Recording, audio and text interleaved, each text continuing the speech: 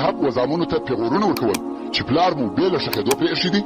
زامنو یې ویل موږ د مرض د بیرې څخه نسو ورنږدې کېدلی. خلقو ویل که څه هم داسې وي خو پلار دغسې نسي پرېښولی. څو زامن یې مجبوره سوه. هلته یې یو غار وکیندی او دی یې په اوږدو لرګو ورپورې وهي او د لرې یې ډبرې پر وغورځولې. دی یې په هغه خونه کې په ډبرو پټ کړي. دا د ابولهب خبیث مرګ و. موږ مخکې درته ویلي وه چې رسول الله صلی الله علیه و وسلم مدینې منورې ته نفر ولېږل چې هلته د مسلمانانو د کامیابۍ خبر ورکړي. دغه زیری کوونکي دوه نفره وه چې یو یې عبدالله ابن رواحه رضی الله تعالی عنه و چې په مدینه منوره کې د عالیه یعنی لوړ طرف اهل خبر کې، او بل یې زید ابن حارثه رضی الله تعالی عنه چې د مدینې منورې د کښته طرف اهل خبر کې. دغه دوه نفره د رسول الله صلی الله علیه و وسلم پر اوښه سپاره دي، په مدینه منوره کې ګرځي او د فتح او کامیابۍ زیری بیانوي. مګر د دوی دغه د زیری د بیانولو طریقه د عادت څخه مخالفه وه. هغه دا چې کوم وخت چې دوی مدینې منورې ته ورسېده نارې وهي ابو جهل ووژل سو، عتبه ووژل سو، شیبه ووژل سو، فلانی فلانی فلانی د خلقو نومونه یادوي ووژل سو. د مکې مکرمې د مشرکانو ټول سرداران یادوي. اول خو دا معقوله نه ده چې ټول دي وژل سوي وي، او بل د مدینې منورې خلک خبر وه چې مسلمانان قافلې ته وتلي دي نه جنګ ته. نور حال خو بیا وهغو ته نه ور معلوم. نو ویل د قافلې او د قریشو د سردارانو یې سره څه، او دا نفر څنګه ووژل سو. او دغه زیری کوونکي نفر نور هم و خبرې ته تفصیل نه ورکوي. رهیدي او دغه نارې وهي فلانی ووژل سو فلانی ووژل سو. د شاوخوا لویان او کوچنیان په پسې دي. حتی د مدینې منورې کوچنیان یې د بیتو پر قسم وایي قتل ابو جهل الفاسق. ترانه یې ځینې جوړه کړه. د مدینې منورې کفار منافقین او یهود دا خبر نه مني. وایي دا څنګه خبره ده؟ دوی قافلې ته ولاړه او د هاخوا دا خبر راوړي چې د قریشو د سردارانو څخه او یا نفره په یوه وار فنا کېږي. دا د چا زړه ته نه لوېږي. نو کفارو او منافقینو ویل دغه نفر درواغ وایي او په حقیقت کې محمد صلی الله علیه و وسلم وژل سوی دی د دوی په قول. او د دې دلیل هم دا دی چې دغه دوه نفره د محمد صلی الله علیه و وسلم پر اوښه راغلي دي. صرف مسلمانان غواړي چې په مدینه کې خلق سره ونه پاشل سي. نو یې دغه خبر راوړی دی. دا بیا د یهودو او منافقینو اوازې وې چې په خلکو کې یې خپرولې. اوس د مسلمانانو د فتح او کامیابۍ په عوض د مدینې منورې په کفارو کې دا خبر نشر سو چې رسول الله صلی الله علیه و وسلم وژل سوی دی. یو منافق و یو صادق مسلمان ته دغه خبره وکړه، خو هغه صادق مسلمان ورته ویل د دغه خبرو څخه لاس واخلي کنه والله رسول الله صلی الله علیه و وسلم به در خبر کم. بیا نو کفارو د دغه خبرو څخه لاس واخیستی.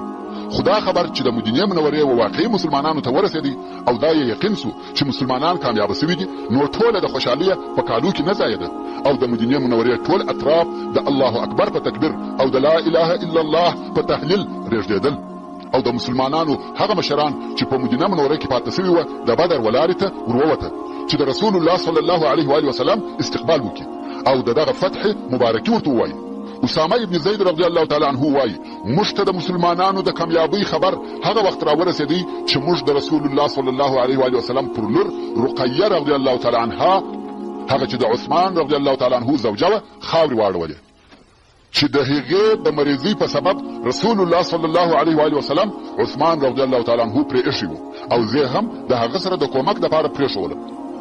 ورونو لکه د مخه چې مو درته وویل رسول الله صلی الله علیه و وسلم پس له جنګه 3 شپې په بدر کې تېرې کړې او د مخه تر بارېدو د هغه غنیمتو په سبب چې په جنګ کې په لاس ورغلي وه په مسلمانانو کې اختلاف پیښ سو. کم وخت چې دغه اختلاف شدید سو رسول الله صلی الله علیه و وسلم امر وکړي چې ټول غنیمتونه چې د خلقو سره دي ټول راوړي او دلته یې کښېږدي. خلقو هم ټول راوړه او د رسول الله صلی الله علیه و وسلم سره یې کښېښول او بیا د دغه مشکل د حلولو دپاره وحی نازلې سوې. عباده ابن صامت رضی الله تعالی عنه چې د انصارو د مشرانو څخه دی وایي موږ د رسول الله صلی الله علیه و وسلم سره ووتلو او بدر ته حاضر سو او بیا دوه لښکره سره مخامخ سو. الله عز وجل دشمن ته ماته ورکړه. ځینې خلق په دشمن پسې وه چې شړل یې او وژل یې او ځینې خلق د غنیمتو په ټولولو مشغوله سو او ځینې کسان د رسول الله صلی الله علیه و وسلم د ساتنې دپاره ولاړ وه چې دشمن حمله پر ونه کړي. کم وخت چې شپه سوه د لښکر د خلقو په مابین کې خبرې شروع سوې. هغه کسان چې غنیمتونه یې ټول کړي وه ویل دا غنیمتونه زموږ دي ځکه موږ ټول کړي دي بل څوک حق نه پکښې لري. او هغه کسان چې په دشمن پسې تللي وه هغو ویل تاسو تر موږ نه یاست حقداره ځکه موږ دشمن پسې واخیستی او شکست مو ورکړي. او هغه کسان چې پر رسول الله صلی الله علیه و آله وسلم یې پیره کړې وه هغو ویل موږ پر دې بیرېدلو چې دشمن به پر رسول الله صلی الله علیه و آله وسلم حمله وکړي نو موږ په دغه مشغوله سو. الله عز وجل د دغه فیصلې دپاره د سورة الانفال اول نمبر آیات نازل کړي چې فرمایي يسألونك عن الانفال قل الانفال لله والرسول فاتقوا الله واصلحوا ذات بينكم واطيعوا الله ورسوله ان كنتم مؤمنين. انفال يعني غنیمتونه. انفال جمع د نفل ده او غنیمتو ته په دې سبب نفل ویل کیږي چې دا د الله عز وجل د طرفه یو ورکړه او عطا ده. نو الله عز وجل فرمایي چې اے محمد صلی الله علیه و آله وسلم دوی ستاسو څخه د غنیمتو په باره کې پوښتنه کوي و دوی ته ووایه چې د غنیمتو مالونه خاص الله او رسول الله صلی الله علیه و آله وسلم لره دي چې د شرعي اصول سره سم یې تقسیم کړي او تاسو د الله جل جلاله څخه وبېرېږئ او د هغه حال اصلاح وکړي چې ستاسو په مابین کې دي یعنی په خپل مابین کې دوستي سره وکړي مخالفت او نزاع پرېږدئ او که تاسو په حق سره مؤمنان یاست د الله او رسول الله صلی الله علیه و آله وسلم حکم ومنئ. پس له هغه څخه چې رسول الله صلی الله علیه و آله وسلم په بدر کې 3 شپې تېرې کړې نو یې د لښکر سره د مدینې منورې ور طرف ته حرکت وکړي. بندیان ورسره دي او هغه غنیمتونه چې د مشرکانو څخه اخیستي دي ورسره دي او د غنیمتو د ساتلو مسؤله یې عبدالله ابن کعب رضی الله تعالی عنه مقرره کړي. کوم وخت چې د صفرا تر تنګي تیر سوه هلته یې پر یوه غونډۍ چې د تنګي او النازیه په مابین کې وه واړول او دلته یې غنیمتونه پس له هغه څخه چې خمس یې ځینې وایستې په مساوي او برابر ډول سره پر لښکر وویشل. کوم وخت چې رسول الله صلی الله علیه و آله وسلم د لښکره سره الروحا ته ورسېدی دلته د هغه مسلمانانو سره یو ځای سو چې د ده صلی الله علیه و آله وسلم و استقبال او د فتح و مبارکۍ ته راوتلي وه. رسول الله صلی الله علیه و آله وسلم او لښکر ته راغلی او د فتح مبارکي وایي. د لښکر څخه یو ځوان و هغه راوتلو خلقو ته وویل پر څه شي مبارکي راته وایاست؟ د یو څو سپین ږیرو او زړو خلقو سره مخامخ سو ومو وهل ومو وژل او په 2 ساعته کې جنګ پای ته ورسېدی. رسول الله صلی الله علیه و آله وسلم د ده د خبرې څخه ومسل او ویې ویل ای وراره داسې مه وایه هغه خلق د قوم مشران وه. اسید ابن حضیر رضی الله تعالی عنه ورسول الله صلی الله علیه و آله وسلم ته وویل یا رسول الله حمد دې هغه الله لره وي چې ته یې کامیابه کړې. په والله یا رسول الله د بدر څخه زما پاته کېده په دې سبب وه چې ما هیڅ دا ګمان نه کاوه چې ته دې د جنګ او لښکر سره مخامخ سې بلکې زما یقین دا و چې فقط یوه قافله ده که زه په دې پوهېدلی چې ته د دښمن سره مخامخ کېږې هېڅکله به نه وای پاته سوی. رسول الله صلی الله علیه و آله وسلم وفرمایل صدقته ته رښتیا وایه صحیح ده. او بیا رسول الله صلی الله علیه و آله وسلم مدینې منورې ته په داسې حال کې داخل سو چې په جنګ کې یې بری حاصل کړی او کامیابه سوی و. په مدینه منوره کې او د هغې پر شاوخوا د اسلام ټول دشمنان ځینې وبېرېده او د اهل مدینې څخه ډېر خلق و اسلام ته داخل سو. او په دغه وخت کې عبدالله ابن ابی ابن سلول منافق او د نورو ملګرو په ښکاره او ظاهره سره ایمان راوړي خو په حقیقت کې هغه ګمراه او هغه کافر و. او هغه د جنگ بندیان د رسول الله صلی الله علیه و آله وسلم تر راتګ یوه ورځ وروسته مدینې منورې ته راوستل سول. رسول الله صلی الله علیه و آله وسلم پر خپلو اصحابو وویشل او د ښه ګزارې سپارښت یې پر وکړي. نو صحابه کرامو به په خپله خرما خوړل او بندیانو ته یې ډوډۍ ورکول. تاسې پوهېږئ چې هلته ډوډۍ تر خرما ډېره معتبره وه. د هغه وخت ډوډۍ لکه د نن ورځې غوښې. نو اصحاب کرامو د رسول الله صلی الله علیه و آله وسلم د سپارښت په سبب دوی ته ډوډۍ ورکول او په خپله خرما خوړل. او خرما خو هغه بې قدره شی وه چې دوی و خپلو بودګانو ته هم ورکول. اوس چې رسول الله صلی الله علیه و آله وسلم مدینې منورې ته ورسېدی او بندیان هم راوستل سوه نو رسول الله صلی الله علیه و آله وسلم د خپلو اصحابو سره د بندیانو په باره کې مشوره کوي چې څه ورسره وکړو. ابو بکر صدیق رضی الله تعالی عنه وویل یا رسول الله دغه خلق د اکا زامن زموږ قوم او زموږ ورونه دي. زما په فکر چې د دوی څخه فدیه واخلو او اله کړو نو دغه شی چې موږ د دوی څخه اخلو زموږ دپاره به پر کفارو اقتصادي قوت سي او ممکن الله عز وجل و دوی ته هدایت وکړي مسلمانان سي نو زموږ دپاره به بازو او قوت سي. بیا رسول الله صلی الله علیه و آله وسلم و عمر بن الخطاب رضی الله تعالی عنه ته مخ ور واړاوه ویل ته څه وایې یا ابن الخطاب؟ عمر رضی الله تعالی عنه وایي ما ورته ویل زما رایه د ابوبکر د رایې څخه مخالفه ده. زه بیا وایم چې ما ته اجازه راکړه چې د فلاني غاړه ور پرې کړم. د خپلو اقرباو څخه د یوه نوم یاد کړي چې مشرک او په دغه بندیانو کې و. او علي ته اجازه ورکړه چې د عقیل ابن ابي طالب غاړه ور پرې کړي چې عقیل د حضرت علي رضی الله تعالی عنه ورور او حمزه ته اجازه ورکړه چې د خپل ورور فلاني غاړه ورپرېږدي او د بندیانو څخه هر یو وهغه خپل قریب او دوست مسلمان ته په لاس ورکړه چې هغه یې ووژني. دا د دې لپاره چې الله عزوجل ته یې وښکاره کړو چې زموږ په زړونو کې د مشرکانو او د هغو د سردارانو رئیسانو او مشرانو سره دوستي نشته، که څه هم زموږ اقربا وي. حضرت عمر رضی الله تعالی عنه وایي د رسول الله صلی الله علیه و وسلم د ابو بکر رضی الله تعالی عنه رایه او نظر خوښ شو او هغه چې ما وویل هغه نه کړ قبول، ځکه د عمر رضی الله تعالی عنه په رایه کې ډېر شدت پروت و او د نور اصحاب کرامو رایه هم د ابو بکر صدیق رضی الله تعالی عنه په مثل سره نظر او رایه و. نو فیصله پر دې وسوه چې د فدیې په مقابل کې به بندیان الکو او رسول الله صلی الله علیه و وسلم مکه مکرمه ته حال ولېږي چې راسي خپل بندیان مو د فدیې په مقابل کې بوزي. په دغه باره کې الله عزوجل د سوره الانفال 8 او 8 نمبر آیاتونه نازل کړه چې دا رسول الله صلی الله علیه و وسلم او هغه اصحاب کرامو ته چې دغه نظر یې خوښاوه عتاب او ملامتي و. الله عزوجل فرمایي ما كان للنبي ان يكون له اسرى حتى يثخن في الارض تريدون عرض الدنيا والله يريد الاخره والله عزيز حكيم. يعني نبی لره دا نشي چې دی بندیان ولري تر هغه وخت چې دی په ځمکه کې قوي سي، يعني د مخه تر دې چې د کفارو په ډیر وژلو او زخمی کولو نه یې قوي سوی، دا نه پکار چې بندیان ونیسي او فدیه ځنې واخلي. دا اول او ابتدایي جنگونه دي، دلته باید شدید واوسئ. تاسو د فدیه په اخیستلو د دنیا د اسباب اراده لري او الله جل جلاله تاسو ته د کفارو د وژلو په سبب د آخرت د ثواب اراده لري او الله ډیر قوي غالب او ډیر حکیم دی. ټول کارونه په حکمت سره دي. لولا كتاب من الله سبق لمسكم فيما اخذتم عذاب عظيم. کداغه حکم چې د الله جل جلاله د طرفه په خواله لیکل سوی دی نه وای نو خامخا به تاسو ته د دغه فدیه اخیستلو په سبب ډیر لوی عذاب درکول سوی وای. د دغه آیاتو تر نزول وروسته رسول الله صلی الله علیه و وسلم ناست او ژړل. ابو بکر صدیق رضی الله تعالی عنہ راغلی ویل د چې رسول الله صلی الله علیه و وسلم ژاړي. د رسول الله صلی الله علیه و وسلم څخه د هغه د ژړا د سبب پوښتنه وکړه. رسول الله صلی الله علیه و وسلم دغه آیات شریف ورته تلاوت کړ. هغه هم ورسره په ژړا سو ځکه دا د هغه نظر هم و چې فدیه دی واخیستل سي. عمر رضی الله تعالی عنہ وایي شپه تېره سوه او په سهار کې رسول الله صلی الله علیه و وسلم ته ورغلم که ګورم دوی دواړه ناست دي او ژاړي. ما ورته وویل یا رسول الله خبر مې کړه ته او ستا ملګري پر څه شي ژاړئ؟ که داسې کار و چې په ما پورې هم تعلق درلودی زه به هم وژاړم او که په ما پورې تعلق نه درلودی ستاسې د ژړا دپاره به در سره وژاړم. رسول الله صلی الله علیه و وسلم وفرمایل زموږ د ژړا سبب هغه د فدیې د اخیستلو رایه ده چې ستا ملګرو راته وویل او ماته د دوی عذاب تر دغه درختې نږدې راښکاره سو.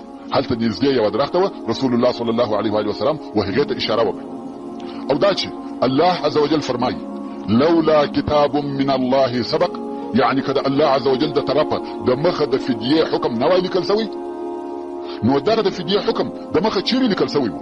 هغه د سورة محمد په 3 نمبر آیات کې دي چې الله عز وجل فرمایي فاما منا بعد واما فداء، يعني کوم وخت چې مو بندیان ونیول یا تاسې فدیه ځینې واخلئ یا یې مفت ایله کړئ چې مسلمان بندیان په خلاص کړي. نو څنګه چې دلته د بندیانو څخه د فدیه اخیستلو اجازه وه نو ځکه عذاب نه ورکول سو او عتاب په دې سبب ورکول سو چې د مخه تر دې چې مسلمانان په مځکه کې قوي سي بندیان یې ونیول او بل فدیه یې د هغو کسانو څخه قبوله کړه چې یوازې د جنګ بندیان نه وه بلکې د جنګ لوی مجرمین وه. حتی د نن ورځې دولي قانون هم د جنگ مجرمین بې له محاکمې نه پرېږدي او د جنگ پر مجرمینو غالبا د اعدام یا ابدي بند حکم راوځي. خیر الله عز وجل د دغه فدیه اخیستلو عفو ورته وکړه او فدیه شروع سوه او د یوه بندي فدیه 4000 درهمه وه، 3000 درهمه هم وه، حتی 1000 درهمه هم وه. د بندي و حال ته کتل کېده او اهل مکه د لیک او لوست خاوندان وه، یعنی باسواده وه او د اهل مدینې لیک او لوست نه زده. نو هر هغه بندي چې فدیه یې نه درلوده و هغه ته به د مدینې منورې د هلکانو څخه 10 هلکان ورکول سوه چې لیکل او لوستل ورزده کړي. کوم وخت چې به لیک او لوست ورزده کړه دغه یې فدیه وه او بندي به یې پرېښاوه. او رسول الله صلی الله علیه و وسلم د څو بندیانو سره احسان هم وکړي چې به یې له فدیې ایله کړه چې د هغې جملې څخه یو مطلب ابن حنطب او بل صیفي ابن ابي رفاعه. هغه ویل زه په مکه مکرمه کې مال لرم، تاسې ما پرېږدئ چې مکې مکرمې ته ولاړ سم، وعده ده چې خپله فدیه به درته رالېږم. نو رسول الله صلی الله علیه و وسلم دی پرېښاوه چې ولاړ سي. د دغه نفر بله قصه هم شته چې په وروسته کې به درته راسي. دغه رنګه یو بل نفر چې ابو عزه الجمحي ورته ویل کېده چې د لوڼو پلار و، مال او پیسې هم نه درلوده، غریب سړی و. دغه نفر هم رسول الله صلی الله علیه و وسلم بېله فدیه پرېښاوه. او ده هم د رسول الله صلی الله علیه و وسلم سره وعده وکړه چې هیڅ وخت به د رسول الله صلی الله علیه و وسلم پر ضد په جنگ کې اشتراک نه کوي، مګر د خپلې وعدې څخه یې مخالفت وکړي او د مسلمانانو پر ضد یې په بل جنگ کې اشتراک وکړي او بیا په بندیانو کې ونیول سو. کوم وخت چې رسول الله صلی الله علیه و وسلم ته راوستی، نو ده ویل که ته دا وار ما الکه وعده در سره کوم چې بل وار به ستاسې پر ضد په جنگ کې ګډون نه کوم. مګر رسول الله صلی الله علیه و وسلم هغه خپل مشهور قول ورته ووایه: لا يلدغ المؤمن من جحر مرتين، یعنی مؤمن د یوه غاره څخه دوه واره نه وهل کېږي. نو یا ابو عزه ووژي. او ابو العاص چې د رسول الله صلی الله علیه و وسلم زوم او د زینب رضی الله تعالی عنها خاوند و، بېله فدیه په دې شرط پرېښاوه چې زینب رضی الله عنها ته به د هجرت اجازه ورکوي، چې دغه قصه به لږ وروسته په تفصیل سره درته بیان. اوس نو فدیه شروع سوې. هر یو د مشرکانو څخه د خپل دوست او قریب په بدله کې فدیه رالیږي او هغه بندي یې خلاصېږي، بېله ابو سفیان څخه چې په خپله د ده زوی هم په بندیانو کې و. ځکه ابو سفیان امر کړی و چې څوک به فدیه نه لیږي، چې د مسلمانانو نوره تمعه پیدا کېږي. مګر چا د ابو سفیان خبره ونه منل، که څه هم په اول او شروع کې خلکو یو څه صبر وکړي، فدیه یې نه لیږل، خو آخر مجبوره سوه. اولادونه او اقربا یې وه، نور یې صبر نه سوای کولی، هر یو خپل بندي په فدیه خلاصاوه.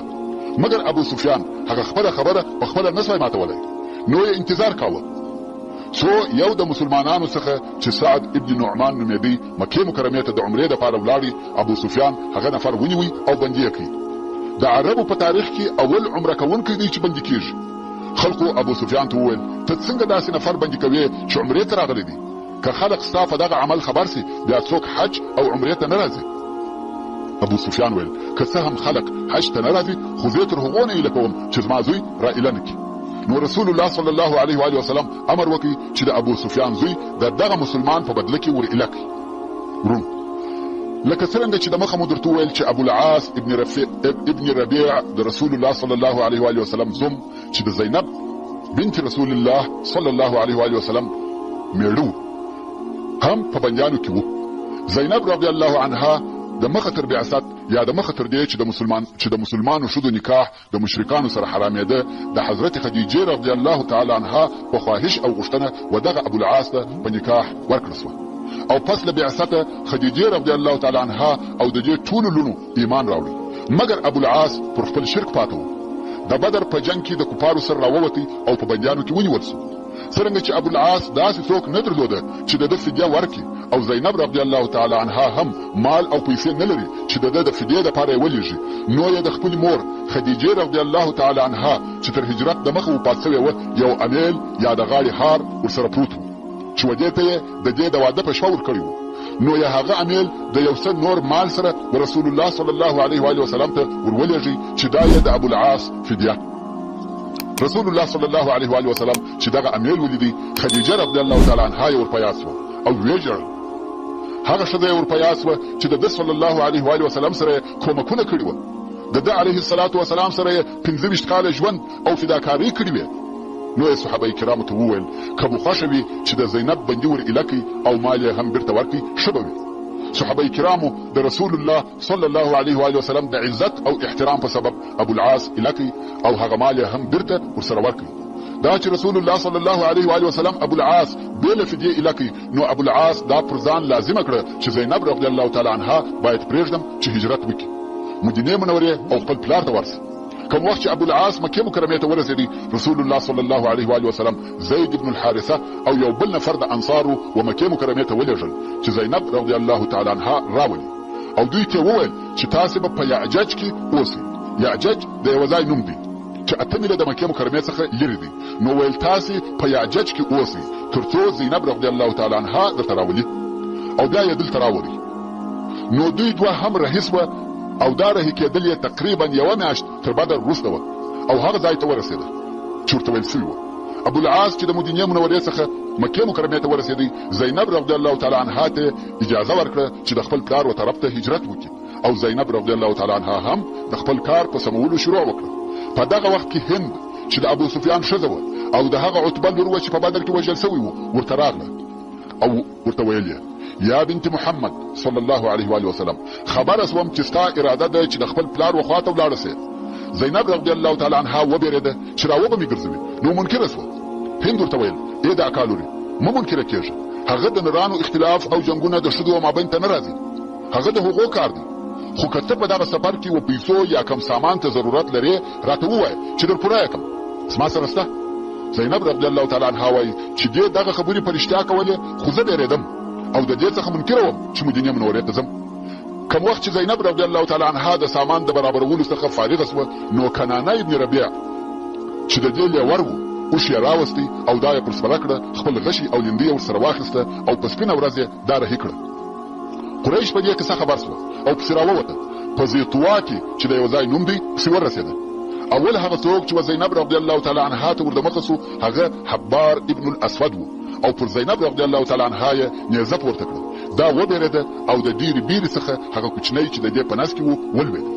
کنانه ابن ربیع اوښ چوکۍ غشي او لیندۍ یې واخیسته، ویل والله چې هر یو رانږدې سي مګر دغه غشي د هغه په نس کې وي. قریش ځینې وګرځېده، خو ابو سفیان د خبرو دپاره ور دمخه سو، ویل دا دې ښه کار ونه کوي چې ښځه دې په سپینه ورځ د خلقو په حضور راویسته، او تا ته هغه زموږ غم او مصیبت هم در معلوم دی چې د محمد صلی الله علیه و وسلم د لاسه راته پېښ دي. خلق به وایي چې لور یې زموږ د ضعف په سبب ور ولېږل، نو دا زموږ دپاره پیغور دی او د دې راګرځول موږ ته کومه فایده هم نه رارسوي. مګر ته داسې وکړه چې ښځه بېرته مکې مکرمې ته راوله چې خلق ووایي هغه دی موږ بېرته ښځه راوګرځول، بیا یې بېرته د شپې بوزه او پلار ته یې ورولله. کنانه هم بېرته راوګرځېدی او زینب رضی الله تعالی عنها څو شپې په مکه مکرمه کې تېرې کړې او بیا یې یوه شپه د شپې ویسته څو زید ابن الحارثه او د هغه ملګري انصاري ته ورتسلیم کړل او هغو بیا مدینې منورې ته بوتله. دا یو څه هغه واقعې وې چې په بدر کې پېښې سوي وې. جبريل عليه السلام د رسول الله صلی الله علیه و وسلم څخه پوښتنه وکړه چې تاسې اهل بدر څنګه بولئ، یعنی کومه درجه ورکوئ؟ رسول الله صلی الله علیه و وسلم وفرمایل اهل بدر په موږ کې هغه بهتر او افضل خلق دي، یعنی د لوړې درجې مسلمانان هغه کسان دي چې و بدر ته حاضر سوي دي. جبريل عليه السلام وویل همدارنګه په ملائکو کې هغه ملائکې افضله او د لوړې درجې خاوندانې دي چې بدر ته حاضر سوي دي. دا د بدر عظمت او لویي ده. الله عز وجل د بدر ورځ یوم الفرقان، یوم التقى الجمعان بللې ده، ځکه په دغه جنگ کې د حق او باطل، د کفر او اسلام فرق او جلاوالي راغلی دي، نو ځکه یوم الفرقان ورته وویل سوه. او په دغه جنگ کې د کفر او قریشو رئیسان او سرداران ووژل سوه. د دغه لوی جنگ خبر په ټوله جزیرة العرب کې نشر سو، حتی د دې جنگ خبر و نجاشي ته چې د حبشې پاچا ورسېدی او نجاشي هلته په حبشه کې مهاجر مسلمانان سره راټول کړه او په بدر کې د مسلمانانو د کامیابۍ زیری ورکړ. د بدر د فتح اخبار و ټولو ځایو ته ورسېده. د بدر معظمه غزا په اسلام کې هغه لوی جنگ دی، که څه هم په ظاهره کوچنی جنگ او نفر پکښې لږ وه. مسلمانان 300 نفر د 1000 نفرو په مقابل کې وجنګېده او جنگ هم تر 2 ساعته زیات نه و، مګر د دغه جنگ نتیجه لو او مهمه نتیجه وه. مسلمانانو په دې جنگ کې وکولای سوای چې د کفر ټول رئیسان د بینه یوسي. په دغه جنگ کې د دې امت فرعون ووژل سو. اسلام په دغه یو جنگ نشر او مشهور سو. مسلمانانو وکولای سوای چې په دغه جنگ کې د قریشو قوه، هغه چې په جزیرة العرب کې لوی او مهم طاقت و، د بینه یوسي. دا د اسلام د نشرولو دپاره لوی اعلان و، ځکه د عربو ساداتو او مشرانو شکست وخوړی. دغه جنگ د اسلام دپاره لوی دعوت و. په پخوا کې رسول الله صلی الله علیه و وسلم و یو نامعلوم قوت ته خلق دعوتول، مګر اوس د اسلام قوت او طاقت ټولو ته ښکاره او معلوم سو. قریشو ته شکست ورکړي، نو دا په خپله نسبت و پخوانیو دعوتو ته لوی دعوت او بلنه سوه. مسئله که څه هم ساده او کوچنۍ وه، مګر آثار او نتایج یې ډېر لوی وه. د سورة الانفال ډېر آیاتونه د بدر د جنگ په باره کې نازل سوي دي. دغه صورت پر دغه جنگ الهي تفسیره ده. دغه تفسیره د هغه تفسیرو څخه ډېره مخالفه ده کم چې پاچاهان یا قومندانان یې پس له فتح او کامیابۍ څخه پر خپلو جنګو کوي. اولا الله عز وجل د مسلمانانو نظر و هغه تقصیراتو او اخلاقي کمبودتیاو ته ورواړاوه کم چې تر اوسه په دوی کې پاته وي. او ځینې هم د ځینو مسلمانانو څخه پیښې شوې. نو هلته داسې آیاتونه نازل سوه چې دوی د خپلو ځانو په پوروالي او د اخلاقو په پوره ښه والي کې کوښښ وکړي چې د دغه کمبودتیاو څخه خلاص او بیا یې هغه حالات بیان کړه چې په دغه فتح کې د مسلمانانو سره الهي تائید، کومک او نصرت ورسره و. دا دپاره د دې چې دوی په خپل شجاعت او پهلوانۍ مغروره نسي او په زړو کې غرور او کبریا ځای ونه نیسي، بلکې پر الله جل جلاله به توکل کوي او د الله او رسول الله صلی الله علیه و آله وسلم به اطاعت کوي او بیا یې هغه لوړ هدف او مقصد ورته بیان کوي، کوم چې د هغه هدف دپاره رسول الله صلی الله علیه و آله وسلم دغه خونړۍ جګړه وکړه او هغه صفات او اخلاق یې وروښول چې هغه په جنګو او معرکو کې د فتح او کامیابۍ سبب ګرځي. او بیا الله عز وجل مشرکانو، منافقانو، یهودو او د جنگ بندیانو ته خطاب کوي، بلغ او فصیح داسې کامل نصیحت ورته کوي چې دوی باید و حق ته تسلیم سي او د حق متابعت وکړي. او بیا الله عز وجل و مسلمانانو ته د غنیمتو په باره کې خطاب کوي او دوی ته یې د دغه مسئلې په متعلق قوانین او اصول کېښول چې دا مسئله یې د همیش دپاره منظمه کړه. او بیا الله عز وجل د مسلمانانو دپاره د جنگ او صلح قوانین کېښول، ځکه اوس چې اسلامي دعوت دغه د جنګو مرحلې ته داخل سو نو دغه قوانینو ته اشد ضرورت و د پاره د دې چې د مسلمانانو جنگونه یا اسلامي جنگونه هغه د اهل جاهلیت د جنگو څخه فرق ولري، چې مسلمانان په اخلاص او اخلاقو په جنگي معامله کې تر نورو تفوق او بهتري ولري او جهان ته دا ور وښیي چې اسلام فقط یو فکري او نظري شی نه دی، بلکې اسلام خپل متابعین پر هغه اساساتو، مبادیو او تعالیمو تربیه کوي چې هغه ته وربولي. په دغه سورة الانفال کې د اسلامي دولت د قانون داسې ماده مقرره سوې چې د هغه مسلمانانو چې د اسلامي دولت په داخل کې اوسېږي د هغه مسلمانانو سره چې د اسلامي دولت څخه د باندې اوسېږي فرق معلوماوه او ثابتاوه، یعنی د دواړو طبقو د ژوند د حالاتو پوره مراعات پکښې سوی و چې دغه ذکر سوي مفاهیم تقریبا د جنگ او د هغه د قوانینو دپاره د سورة الانفال خلاصه بلل کېدلی سي. لکه څرنګه چې د مخه مو درته وویل په دغه دوهم کال کې د هجرت د رمضان د میاشتې روژه فرض سوه او زکات الفطر یا د کوچني اختر سرسایه فرض سوه او د هغه بل فرضي زکات دپاره د نصاب اندازې وښول سوې چې د دغه زکات الفطر په فرضیت او د فرضي زکات د نصاب د ښوونې په سبب د ډیرو هغه فقیرو مهاجرو د مشکلاتو بار سپک سو، کوم چې دوی ته یې تکلیف ورکاوه. د بډایانو په مالو کې د غریبانو حق پیدا سو. سبحان الله، د یوه ښایسته تصادفي حالاتو څخه یو دا و چې د مسلمانانو هغه اول اختر چې په خپل ژوند کې اسلامي اختر کاوه، کوم چې د هجرت د دوهم کال د شوال د میاشتې اختر و، ځکه روژه په دغه کال فرض وه او دغه اول اختر و. دغه اختر یې پس له هغه ښکاره او معلومداره فتح څخه و چې لږ ورځې مخکې یې په بدر کې په نصیب سوه. دا څونه بختور او مبارک اختر دی چې پس له هغه څخه مسلمانانو ته راغلی چې د فتح او عزت تاج یې پر سرو ایښی و او د دغه اختر د لمانځه منظره څونه خوږه او شانداره وه چې مسلمانان د تکبیر، توحید او تحمید په نارو سره د کورو څخه راوځي او د دوی زړونه د الله جل جلاله و طرف ته په شوق سره ورالوتل او د الله جل جلاله د رحمت او جنتو امید یې پس له دغه اوسني نعمتو څخه چې امن او امان، فتح او بری و درلودی. او الله عز وجل دغه اوسني نعمتونه د سورة الانفال په 26 نمبر آیات کې ورته بیانوي او فرمایي: واذكروا إذ أنتم قليل مستضعفون في الأرض تخافون أن يتخطفكم الناس فآواكم وأيدكم بنصره ورزقكم من الطيبات لعلكم تشكرون.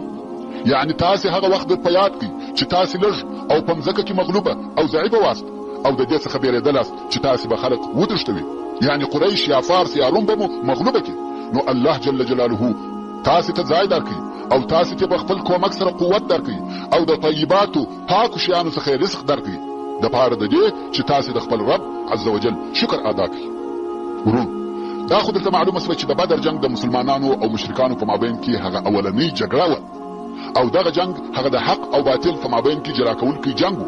په دې جنگ کې مسلمانانو داسې بری لاسته راوړي چې ټولو عربو د مسلمانانو د کامیابۍ شاهدي ادا کوله او هغه کسان چې دغه جنگ نتایجو سره متفق او یو ځای کړه هغه کسان و چې دغه جنگ په مستقیمو خسارو او تاوانو ضعیفه سوي و چې هغه د مکې مکرمې مشرکان و او هغه کسان و چې د مسلمانانو عزت او کامیابی پر خپل دینی او اقتصادي ژوند یو قوي ضربه بلل چې هغه يهود و. د کومه وخت څخه چې مسلمانان د بدر په غزا کې کامیاب شول دغه دوې ډلې د قهر او غضب حسد او عناد په اور کې کړې دي. الله عز وجل د سورة المائده په 2 نمبر آیات کې فرمایي لتجدن اشد الناس عداوة للذين آمنوا اليهود والذين اشركوا، یعنی هغه چې د مؤمنانو سره تر ټولو خلقو ډیر زیات عداوت لري هغه يهود دي او هغه کسان دي چې مشرکان دي. او د دغو دواړو ډلو د پاره په مدینه منوره کې ملګري او کومکیان موجود وو. هغه کومکیان یې څوک وو؟ هغه کسان وو چې نور یې نو د خپل ځان لپاره په کفر او شرک عزت او وقار نه لري. نو په ظاهر مسلمانان سو چې هغه عبد الله ابن ابي ابن سلول او د ملګري وو. او دغه ډله هم تر هغه دوه نورو اولو ډلو په حسد او عناد قهر او غضب کې پر مسلمانانو کم نه وو. او هلته یو بل څلورمه ډله هم وو چې هغه صحرایي عرب وو چې د مدینې منورې په شاوخوا کې اوسېده. خو د هغو دپاره د کفر او ایمان مسأله مهمه نه وه. هغه د چور او چپاول خلق وو. هغه هم د مسلمانانو په نصرت او کامیابی مضطرب او پریشان شو او پر دې ډېرېده که په مدینه منوره کې یو قوي حکومت جوړ سي نو به دوی د دې څخه منع کړي چې د چور او حملو د لارې د قوت او طاقت لاسته راوړي. نو یې د مسلمانانو سره حسد درلودی او د مسلمانانو دشمنان وګرځېده. نو په دغه سبب د هر طرفه پر مسلمانانو خطرونه راوګرځېده. مګر دغه ډلو د مسلمانانو سره په خپل سلوک او کړنلاره کې فرق سره درلودي او هر ډلې هغه لار اختیار کړې وه چې د دوی په فکر دوی یو خپل مقصد ته رسول. هغه کسان چې په مدینه منوره کې او د هغې پر شاوخوا اوسېده هغو په ښکاره سره اسلام راوړي، خو په دننه کې یې د شر او فساد د سیسو او فتنو په جوړولو کې کوښښ کاوه. خو یهودو بیا په ښکاره سره د دشمنۍ اعلان کاوه. خپل حسد او عناد یې و میدان ته راویستی. مګر د مکې مکرمې مشرکانو بیا د فیصله کوونکي جنگ اخبارونه ورکول او د خپل انتقام او بدلې نارې وهلې او د جنگ دپاره یې په ښکاره سره خلق او اسلحې سره جمع کول چې د دوی حالاتو په زبان حال سره و مسلمانانو ته دا ویل چې خامخا یوه داسې ورځ راتلونکې ده چې موږ به ستاسې څخه خپله بدله او انتقام اخلو.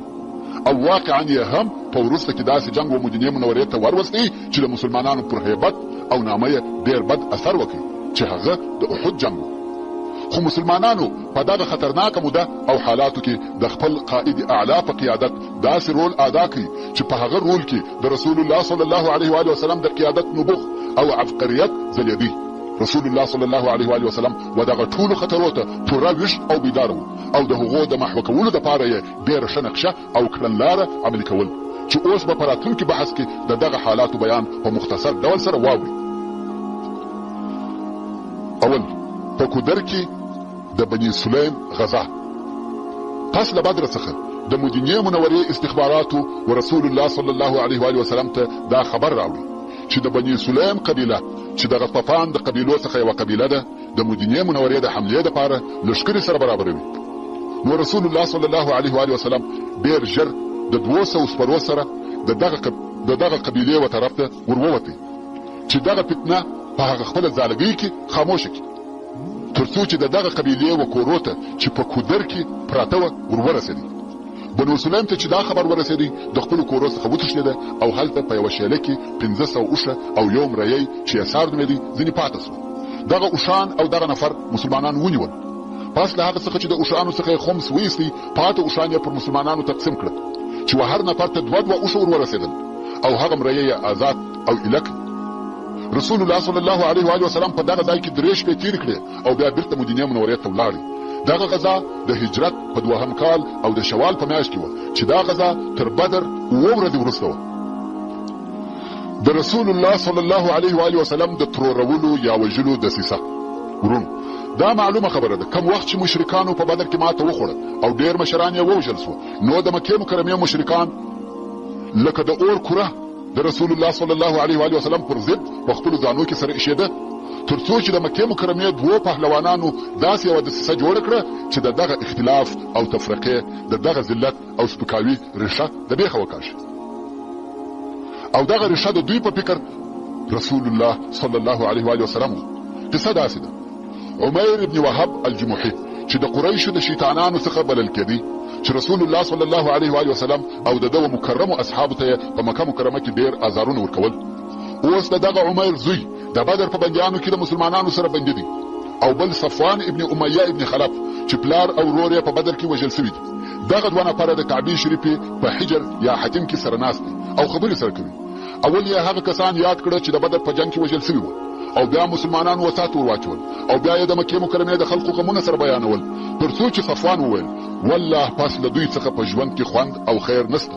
عمر وویل رښتیا وایي، په والله که پر ما پورونه نه وای باندې او پر دغه کوچنیو اولادو نه بیرېدلی چې تر ما وروسته به خوار او دربدره سي، زه به دغه اوس د محمد صلی الله علیه و وسلم پر طرف د هغه د وژلو دپاره وررهي سوی وای او زه د ورتلو دپاره بهانه هم لرم، ځکه زما زوی د دوی سره بندي دي.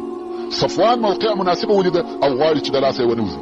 ویل ستا پور پر ما زه ادا کوم او اولادونه دې زما د اولادو سره یو ځای کوم، هر څه چې مې په وسه پوره وي په والله هغه نه ځینې منع کوم. عمر ویل دغه خبره د ځانه سره وساته چې څوک نسي په خبر. صفوان ویل بېغمه اوس. عمر ولاړی خپله توره یې ښه تېره او په زهرو زهرناکه کړه. هغه داسې چې توره بیا ګرمه کړه او په زهرو کې بیا یې کښېښول. د زهرو اوبه بیا په وچښلې چې د دغه تورې زخم بیا نه جوړېدی.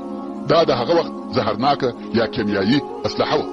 او بیا مخ پر مدینه منوره رهي سو، تر څو هلته د مسجد د دروازې سره یې خپله اوښه چوکه کړه او دی ځینې راکښته سو.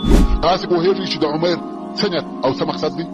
د عمر اراده دا ده چې په اول ملاقات یا مخامخ کېدلو کې رسول الله صلی الله علیه و آله محترم ورونو، زه او تاسې باید ټول په دې پوه سو چې هره پیته د قصې په مابین کې پای ته رسېږي. څرنګه چې اوس زموږ پیته پای ته ورسېده، نو پاته قصه به په راتلونکې 18مه پیته کې واورئ ان شاء الله تعالی. وما توفیقي الا بالله، وصلى الله تعالى على خير خلقه محمد وآله وأصحابه وأهل بيته أجمعين. والسلام عليكم ورحمة الله وبركاته. سبحان ربك رب العزة عما يصفون.